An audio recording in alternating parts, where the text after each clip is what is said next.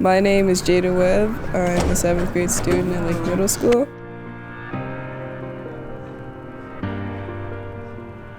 Lake Middle School has been open for 94 years and has a rich history in Northwest Denver. Our nights live by 4 core values of honor, humility, hard work, and generosity. These values guide us in creating and maintaining our efforts in building unity in our community through gardening. My name is Staff Sergeant McDonald. I'm a volunteer for the Lake community.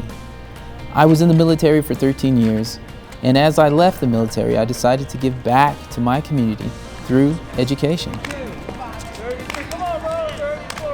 When I got started at Lake, there were 3 broke down and overgrown garden beds in the back.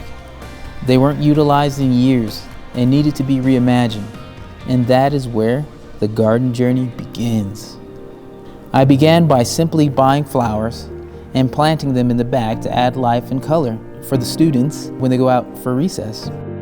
The garden taught me is like the plant of life. It's like a feeling, like it's something you like to do and you want to do it all the time. You stick your hands in the ground in the center of these hoses, all right? In the center of these hoses and these rows, you're gonna make a straight line through it, right? So you'll poke 2 holes in it like that with your peace sign, okay? And then you'll take an individual seed out and you'll drop that seed in that hole, the 2 holes that you dug, and then bury it, okay? And when you're burying it, when you're making that hole... The garden helps build Lake's community because we definitely get a lot of volunteers that help with the garden. The garden taught me that everything is not the same. Everything doesn't stay the same. Things change all the time. When the plants were dying and stuff and they weren't as healthy as they were before, it's like, okay, well, this is kind of relative to life because not everything is going to stay the same. And then the same thing over here.